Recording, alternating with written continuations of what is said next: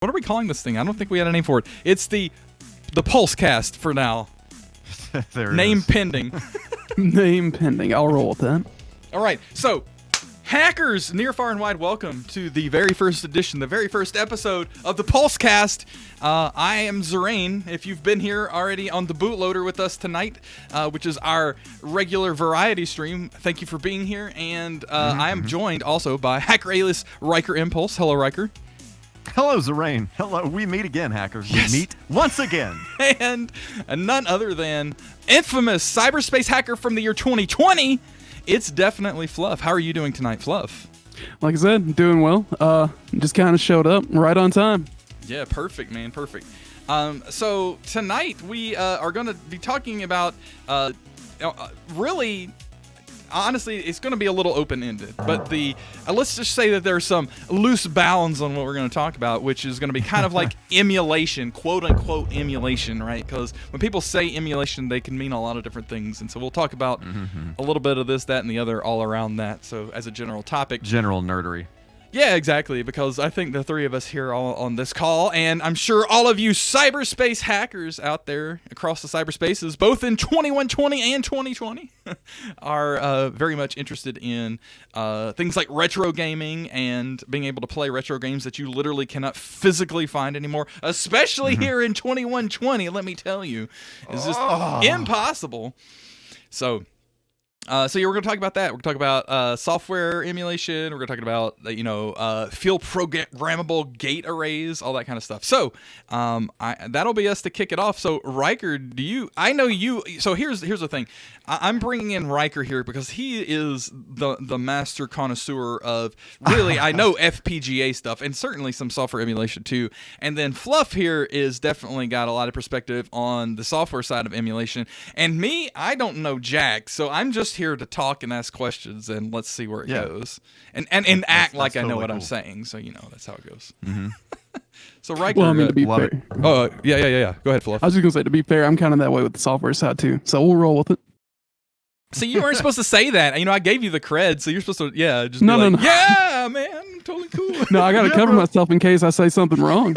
It's like the legal disclaimer. Yeah. There it is. Nice. All right. Well, either one of you that want to start, Riker, Fluff, feel free to take it and let's go and see where we go. Yeah. So I guess I can just talk about briefly what FPGA emulation even is, so we can get that out of the way. So an FPGA chip, kind of the best way I've heard this described is so comparing this to like a model or like a Lego set or something like that. So for example, you buy a little model car and you put it together and you build that model car, and it is that thing. It is that. It is nothing else. It is that. Versus if you buy a Lego kit, just for a moment, let's say you could buy a Lego kit to build that exact same car. It doesn't look blocky or whatever. You could build that car, or you could take it apart and reconfigure it to totally build a helicopter or, a boat or something else totally different like that.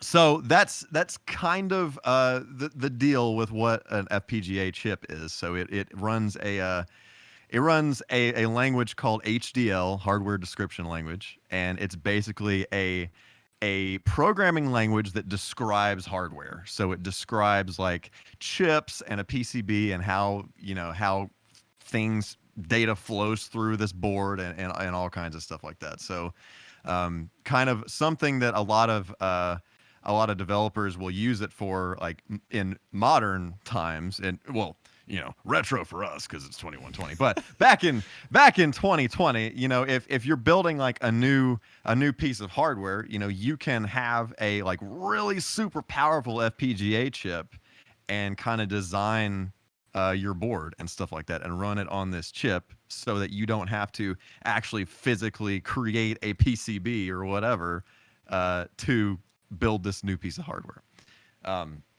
So there are a ton of uses for FPGA stuff, and it's gotten to the point in this current time in 2020 where this stuff is very is pretty inexpensive. You can get FPGA chips for very inexpensive, and you can do all kinds of things with it. So, for example, there are FPGA implementations of retro consoles and retro gaming hardware. So somebody has recreated a Nintendo via this hardware description language, and I think there are actually a couple different languages that basically do the same thing. I can't remember what the other one is off the top of my head, but so yeah, they have recreated this retro gaming hardware for in this hardware description language to run on this chip. So you effectively have that console, the way that console behaves, running on this FPGA chip. And then there are other things that people do with FPGA chips, such as optical drive emulators or optical disc emulators for a console. So it's this thing that you put in a console. It has an FPGA chip that interfaces with the console, so the console thinks that it has an optical drive. But no, you have put a hard drive or an SSD card, or some kind of SD card or something in there. Non-volatile memory.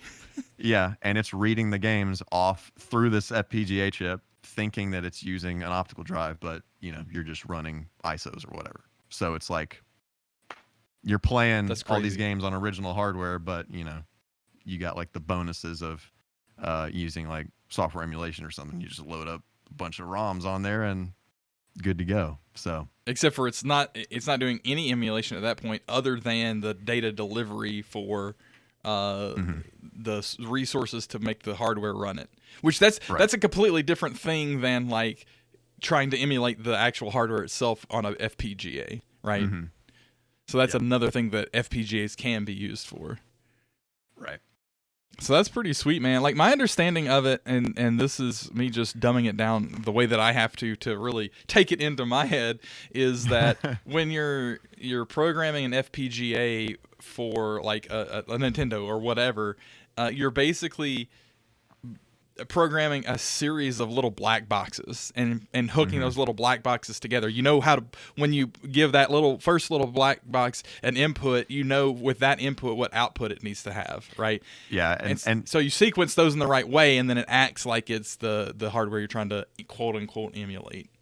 Yeah, and that's something important to note is so if some piece of hardware uses some common chip or whatever that other hardware uses, then a lot of times people who do these FPGA implementations of these things, they will do something called decapping a chip. Not always, but sometimes they will go to this level. So they will actually decap the chip, meaning like open a microchip, like actually. And they will be able to look at it with like a microscope. This is like totally beyond me, but and they will be able to actually recreate that chip 100% accurately within their whatever FPGA language they're using. And that like normally completely makes the chip broken, right? When you do that decapping. I'm pretty sure you have to sacrifice the chip to do that. Yeah, so it's just like a what is it? It's like break the seal, but breaking the seal gives you the knowledge but destroys the implementation of the knowledge. Right. Yeah. Exactly. Like, oh man, you're man. That's there's some like really spooky metaphor in there, I'm sure somewhere. Mm-hmm. So yeah, and I mean, it's one of those things. Obviously, you're dealing with like black box-esque stuff. So the idea really is that it has the potential to be 100% accurate. And I for the most part, and the biggest thing with it is there are communities out there that are building these things. There are some like masterminds kind of behind the whole thing, but there are all these people trying to make this stuff as accurate as possible. So yeah, and I mean this is kind of the thing people say, and this is obviously debatable, but people say with software emulation you are trying to create something that behaves like that thing. And with FPGA emulation, you have the potential for it to actually be that thing. Yeah. So. Yeah. And a lot of that too is due to things like nonlinear responses and whatnot that chips will give you under certain like circumstances that like software just can't. That is something important to note, is that FPGA devices can do stuff in parallel like that. Yeah. Very interesting. Yeah. So Fluff, have you bumped up against any of that kind of stuff much at all? Definitely not the FPGA stuff. No, not at all. I mean, really, the only thing I've kind of looked into is Mister itself. I mean, I've seen like, talking about the chip die and stuff like that. I've seen pictures of that, but never really touched that at all. No. Yeah, you broached the topic here of Mister, which is interesting because that's kind of a very, it's a specific topic that I think I definitely want us to take in that direction with the conversation, because that's one of the big communities right now, right, Riker, around FPGA for like retro consoles and whatnot, and not even just consoles, but arcade cabinets and computers and all kinds of stuff. Yeah, so I guess that's kind of one thing to note with the FPGA stuff is there's more of a, I don't want to say like mainstream or whatever, but there is like there's a company called Analog, and they make FPGA consoles. So they have an NES, they have a Genesis, a Super Nintendo, and they are working on like a handheld kind of FPGA console. So is it like really an FPGA in there, or is it just in flashed with like a specific image, or like how does that work? So it does have an FPGA in there, but it does have a specific thing that's flashed on it. So it's not like, and we can talk about the Mister in a little bit, but it's that thing basically. That's the only thing that it's not intended to be multiple things. Right. However, the mobile portable console thing, there is a secondary development FPGA chip in it that can have stuff loaded on it. So that's interesting. So it actually has two. But anyway, so there's a guy, his name is Keftris, a very elite cyberspace hacker. So it's pretty much just him that works on those for Analog. So that's like he's genius level, just like working on those implementations of that stuff. So that being said, those are really, really nice looking products, and they're fantastic. However, you don't have the community aspect that exists with the Mister. So with the Mister, you have like a whole community of people that are like using this thing and testing it, and and like the whole thing is open source. You can pull up any of these cores on GitHub and look at this stuff. That's awesome. And so and with that, the board that and kind of the reason why the whole thing exists to begin with is because the board that this stuff runs on is pretty inexpensive. And so it's meant for like some kind of like college course on I actually have like no idea. Computer engineering course or whatever. I guess so. Yeah. And so the board has like all kinds of ways that you can physically interface with it, and like add on like these USB like powered hubs that plug into it, or a big add-on for it is an I/O board, which lets you output analog audio and video out of this thing. So you can can hook it up to a CRT. You can hook it up, anything VGA or RGB or any of that kind of stuff. That's super cool. Component or whatever. Yeah. Which is a big deal for retro stuff, right? Because I mean, it's interesting that like everybody's like, I want to mod my NES to have HDMI output, which that's cool too. But it's like if you're trying to make something that is an NES, I mean, you need to have like the ability to output composite video. Yeah, like, and that actually that's the only way you're gonna know if you ever made an NES, right? Is if you test it that way with that kind of output. Right. Yeah. And to bring that up, that's another FPGA thing and actually the guy who does the analog stuff did. There's like an HDMI NES top loader mod, or actually both of them. And it has like an FPGA chip in it that does that. Audio video processing. So the other way around, basically. Yeah. That's funny.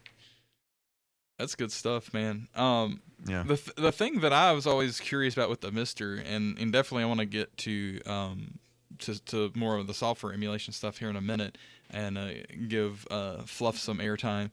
But the thing that I've always been interested about with the Mister is like, how big are the communities around each of the cores, which the cores are like the implementation of like an NES or the implementation of Atari 2600 or whatever. Yeah.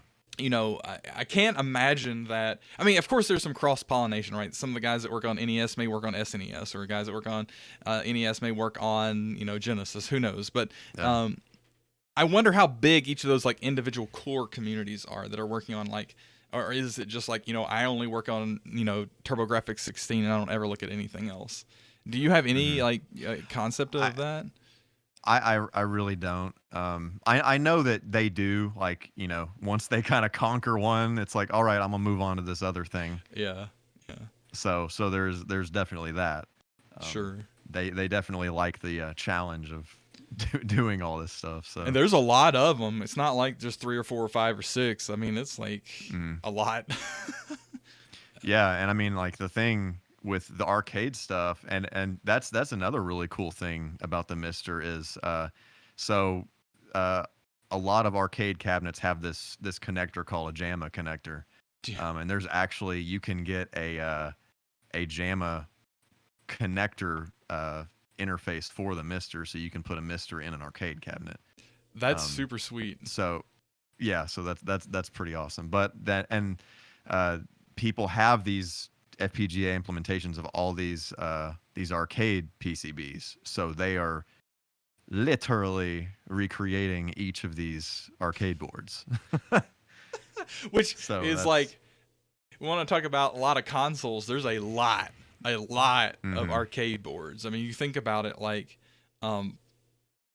we think a lot of these, well, back in 2020, and it's a little bit different here in 2120, but in 2020, you think of a lot about, the development studios programming games and stuff. And it's like, before home consoles, like creating a game was not just a software activity, right? It was like, how are we going to make the computer that's going to play this, the purpose specific computer to play this. And I think that a lot of people, if they're not into the arcade world, which I'm not really, I just understand, I have enough knowledge of the time at least to understand that, a lot of those design cycles and implementation cycles included like creating boards. That's why you see later on a lot of companies like Neo Geo, like Capcom, creating these boards that are like the same between different arcade cabinets, because it's like, hey, we need to save money if we're going to be making a lot of arcade machines. We don't want to have a design cycle and all the costs involved in creating a brand new arcade board for a new machine. So especially like the really old ones, they're all different, and then it starts getting more efficient as time goes on, and the newer ones are a little more interchangeable. But so I mean, there's like like hundreds and hundreds of things that they could implement right there if they're trying to hit all of the arcade boards that are out there. Yeah, and it's one of those things where it's like they want to implement the things that are going to be the heavy hitters, like the Genesis, so that you can play these ROMs, versus implement this Mortal Kombat, which is Mortal Kombat, or like Missile Command, right? Right. It's like literally just Missile Command. It's so funny.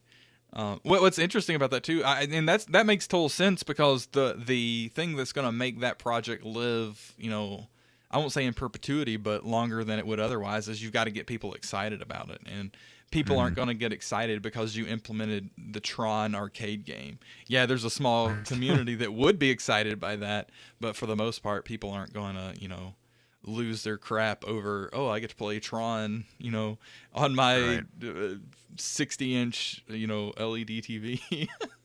Right. Well, that's cool, man.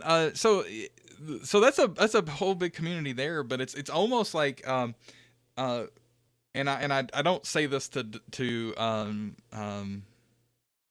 really compare, but it is the comparison, so I'm going to say it. It's interesting how active that community is, but it is much, much smaller than something like the software emulation community. Oh yeah, absolutely. And the reason being is just that, there's so many more people who understand software development than understand anything about hardware implementations. And so you have to have like a really good understanding of hardware implementation to be able to effectively do FPGA programming, even though it is to some degree software development too, right? So you have to have that interesting mix versus, when it comes to software emulation, that's been around for so much longer that you've got people who you've got organizations that are focused on certain emulators for certain platforms where it's like they can specify, well, we need this fixed or we need this to be addressed, and you don't have to understand really a lot of what's going on under there. But my perspective, and correct me if I'm wrong if is that like the FPGA community, especially around like Mister and whatnot, a lot of that is like you kind of have to understand things top to bottom to really get into the development cycle and all that, because it is such a small community. Yeah, absolutely. So Fluff, I know you've got a lot of firsthand experience with, using software emulation. I think all of us have, at least to some degree.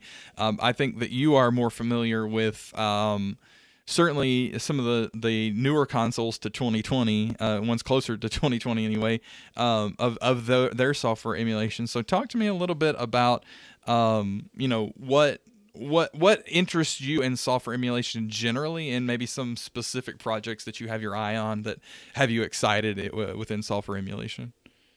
So yeah, software emulation, it's a lot easier to get into. I mean, you're definitely not sacrificing equipment for the most part, like you do, or it sounds like you do with FPGAs and stuff like that. Instead, kind of what we do over here is we'll get like a manual for the software development kit or whatever, and it says, all right, we have these instructions, and then we just kind of look at that and try to translate it into what language you're working on. So it's kind of easier to get started that way, because for instance, a lot of the emulators for like NES, stuff like that, they're broken down so you have like a class that represents your CPU or whatever. So you'll feed an instruction to that. You've got a matching function. It does what it needs to do, and you generate whatever you need from it. And that's kind of how they've all been working up to, I would say, about probably the PS3 and 360 era emulators. And I mean, most of the Nintendo stuff too. Like, I'm pretty sure the Switch emulators still work that way. 3DS, all that stuff. They're still kind of working on that method. But what's really interesting is starting with the PS4, that era, I'm noticing that we're starting to look into trying to get the OS to run on your PC, and they're trying to develop shims, stuff like that, patches just to get it to run easier. But I don't think there's been too much progress made that way. In fact, the more traditional style has actually gotten one PS4 game running. Not playable, but it is running.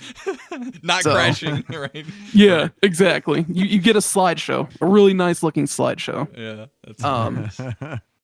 But it is interesting that the PS4 and I'm assuming the PS5 stuff will work this way too. It's interesting that they're doing that, because PS4, PS5, as far as I know, at least, they're both using Orbis, which is just a BSD OS. You could run it if you got your hands on it. It's just the drivers that are going to be an issue. So they're like hardware specific though, right? Like because the hardware in there is so specifically designed for those platforms, right? Well, I can't say with 100% confidence, but I wouldn't think so, actually. They're still just using traditional x86 64 processors from like AMD and stuff, and they're using regular GPUs. It's just that they're slightly, not consumer market. So you can't grab those usually. But I think they still use probably the same instruction sets as your consumer GPUs. So then, what would the difference in the driver need to be for that platform versus the analogous consumer GPU, for example? I think a lot of it is mostly just fooling checks, mostly. just like making sure that, hey, I register as this kind of GPU. Right. Yeah. I feel like it's mostly just that kind of So- stuff, honestly. Basically, like, trust me, bro, I am a PS5. Trust me, bro, Yeah. I am a Xbox One. 100%. I mean, and there's a lot of other weird things too, like all the encryption, because Yeah. it's huge in these modern consoles. Like, That's so ridiculous. So, go ahead. I don't want to interrupt you here. no, I mean that's pretty much at the end of that thought. It's just that everything has an encryption key, almost every package, everything. So I'm gonna get on a soapbox here, guys, and pull me down if I start getting out of line here. Uh-oh. But that's just ridiculous to me, because like literally that's adding no value. It's purely, well, it's not literally obfuscation, but it's effectively just obfuscation for no good reason, because it's trying to stuff Pandora back into the box and put a real strong lock on the box. Well, I mean, the reality of it is that, okay, that might hold for a little while, but why are you doing that? And honestly, they probably understand that that's going to get cracked sooner or later, and so they're just hoping that it's strong enough for long enough that, and they do it weirdly enough that people don't understand what's going on until they can make the money off of it, and that generation of console is done.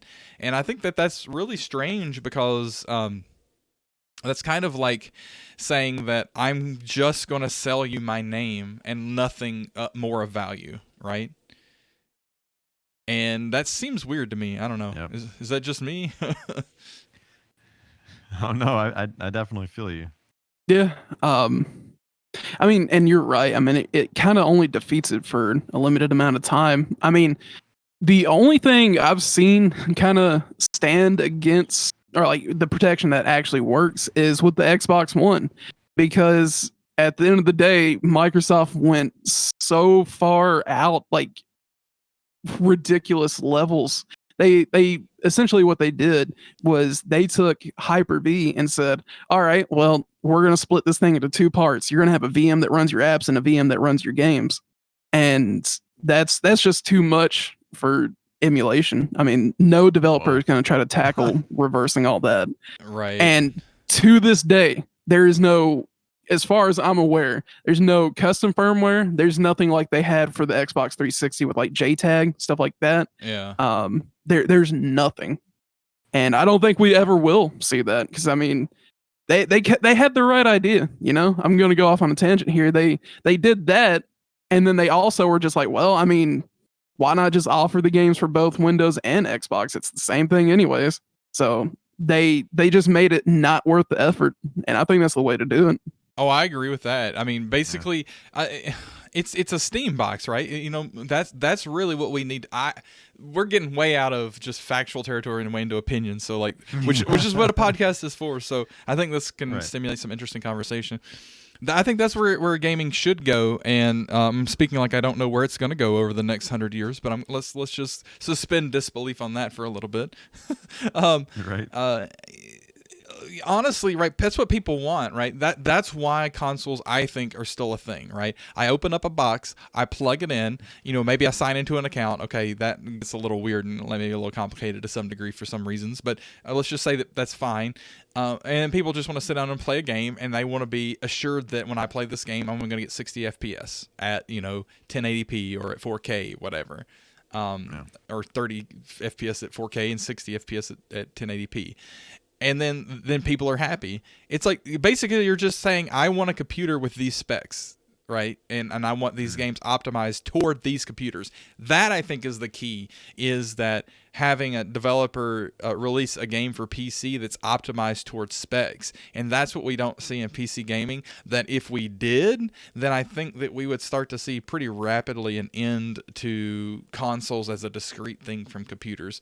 What do you guys think about that? I could see that becoming a reality sooner rather than later because of the PS5. I mean, they're starting to throw SSDs and everything in now. I mean, their SDKs, honestly, it's a PC. I mean, Right. towards the end of the PS4 lifetime, even we've started seeing some of those quote unquote exclusives coming to PC. And I haven't looked too much into it. I haven't heard any major complaints though. So, I mean, I could Yeah. see everything from PS5 generation probably going to have a PC port because I don't think too many people see it as a competitor anymore. It's just kind of like a companion thing. Well, so the Yeah. question then is, is PS6 ever a thing, right? Or I mean, I think yes is the answer to that, right? Because that's like PlayStation, Xbox, those are really strong brands. And so I think yes, we will see those things, but is it the idea the need for a port, right, to even be called a port, is that even what it's going to be anymore? Or is it just going to be, it's going to be released for it's going to be called a port, even if it's unnecessarily so, right? Because that helps reinforce the brand. Sorry, I'm just kind of talking through this, because this is, I think this is very interesting territory to inspect, because there is the possibility that, if you can get on the front side of understanding where some of those things are going, then you can really make a name for yourself in a technology understanding perspective, meaning that if you get out there on podcasts such as this, or, post blogs, or get on the YouTubles or whatever, and you start talking about these things, I think that you can really build some credibility with your perspective on things, and become an interesting referred to opinion, whether that means anything or is useful for anybody. I don't know, but I think that's interesting to think about. So speaking more about the emulation, let's just say prior to this arms race toward a restricted spec computer. So what there was a few, and this is something that I have a real deep interest in understanding, that I'm just going to try to pick the two of your brains on. I know that there was a period in there where you have a few consoles where I don't know that there are any great emulators for, and that's somewhere around maybe PlayStation 2, maybe a little bit before that, maybe like Saturn, Dreamcast, stuff around that time. I guess the question is, are either of you aware, and this goes to Chad as well, is anybody aware of any emulators from that era that are like functional, and if so, what are they? And then two, do you guys have that same perspective on that era of console for emulation, that it's kind of lacking, or you just never really heard much about it? Yeah, I mean, I think for a long time, that now there is a Saturn emulator, and I honestly, I don't know functionally how well it runs, but Yeah. if I'm remembering correctly, it does run pretty well now. But it was definitely a late addition to the emulation lineup there. Right. So there was definitely a delay there. Sure. I don't know anything about a Dreamcast emulator. Fluff, do you? Not off the top of my head, no. Really, I mean, I don't know too many games for the Dreamcast anyways. That wasn't really a thing when I got into gaming. Yeah, the Dreamcast was a blip. It was it was quite a blip. There are lots of really good games on it, but it was a blip. It was literally like 2 years. It had like a 2-year life at most. Yeah. Which is strange because of how, I think, pretty good the hardware was, relatively speaking. Yeah, I mean, they did stuff with the Dreamcast that was definitely ahead of its time, with like the online gaming and stuff. Like nobody played, these console games online, or like being able to use a keyboard and a mouse on your freaking Dreamcast to, which you play still Quake can't 3 really Arena. do to this day on consoles, which is right. crazy to me. It's like, Yeah, why not? yeah. But Yeah.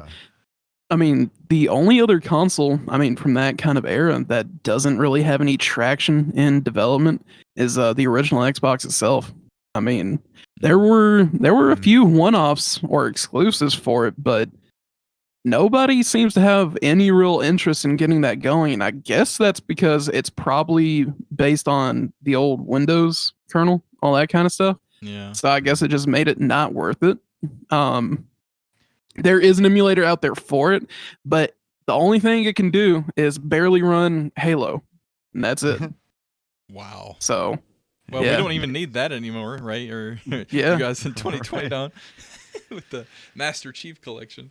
So Very true. the Xbox One, doesn't it? So what does it do? Doesn't it? They have like a patch for every Xbox game to get it to run on the hardware, the Xbox One hardware. That is the only disclaimer. So I honestly don't know how those work exactly. I mean, I can do some quick Googling behind the scenes here, figure it out. But I mean, I think they may legit have an emulator. I honestly don't know. I know that they have some kind of patch that they do to it to get it to run, but I don't know how it's running. So. Yeah. The other one that I had the question about is like the PS3, because I know the like hardware architecture of that was like so funky that for the longest time, that and some other things that kept emulation at bay on it. Did they ever? I know that they like cracked the encryption key at one point for some of the subsystems or whatever. But did they ever have like a functional emulator for PS3, or is it like one of those things that it only did for like certain games or? No, the PS3. So that's the emulator that has really taken off, like just leaps and bounds. It's the one that surprises me the most. It's actually got a really high compatibility rate, especially like you said, because the Really? cell processors are super crazy. Yeah. For instance, the PS3 emulator, it is so like it's a 2-man team. Last I looked, too. That's the crazier part. Yeah. Wow. But they've got it working so well that you can emulate Persona 5, which is a game that came out in like 2017 perfectly. Like all the Wow. shaders work, everything works, and it works so well performance-wise that you can actually upscale it, like with your textures and whatnot, and it still runs really well. I don't Wow. know where these people came from. I don't know their background or anything, but they are That's killing awesome. it. They're just like, flip it, we're gonna do it. Yeah. I mean, that seems like what it was. And for the most part, they're doing all right. It's just they're finding some very weird things with the like they're comparing right now. I think Metal Gear Solid 4 actually is a really good example of this. They're finding that the PS3 SDK has some weird shenanigans going on, for lack of a better word. So you can do like a function may have like your traditional expected outcome, but then you can supply it this and then it just goes completely off the rails. And that's really busted like Metal Gear Solid 4 emulation right now. But okay. that's what they're working on now, is finding all these kind of weird, unexpected things that can happen. I would honestly, if I were like loading that up into Metal Gear Solid 4, I would just think that, or if I would experience something like that with MGS4, I would expect that was just an Easter egg that Kojima put in there intentionally. Yeah, right. Exactly. Bullseye, Yeah. Rain. Except maybe things like land disappearing. I don't know if that can be saved by that. I don't know, dude. Man, like, Oh, that you have to talk into the microphone to bring the land back. Oh, Right. very true. you have Looking to, at you have to yell PT. Jareth, and then did you write it? Jeez. Oh man. And then something about a baby. I don't know. Baby. All right. Well, guys, that's been a really cool conversation. Is there anything else that you guys wanted to cover or talk about regarding, either FPGAs or emulation or anything like that? I don't think so. I think we could definitely continue same conversation at some point. Yeah. Yeah. Fluff, what about you, man? I mean, the last thing I'll talk about as far as software goes, the other kind of third option I'm seeing appear now is a actual game recompilation. So not emulating the OS, but not emulating components either, just straight porting the game essentially. Oh, wow. That was a project for the Xbox 360 for a while. That's the only place I've seen it, but I wouldn't be surprised if I see it in other places too, coming up. Yeah, it's But- probably because of the tool chain, right, for building those things. Yeah, because I mean, it 100% straight up ports ARM code to x86 and gets it to run, including Wow. any like necessary graphics subsystems, all that stuff. Yeah, that's what they're doing. Man, that's wild, dude. What even? Good stuff. Well, all right, dudes. I appreciate you taking time here, talking about some interesting topics here on the Yes. first edition of the PulseCast, here on the first edition of the Bootloader. And if you hackers out there listening in cyberspace land ex post facto, after the fact, if you were not here for this live podcast, you can join us whenever we stream. It's the CyberPulse on twitch.tv, twitch.tv/the CyberPulse, pulse.2/live, all those things. Go check it out. Yeah, good stuff. We will catch you hackers next time on the podcast. For those of you here on the live stream, stick around. We've got some more stuff coming up.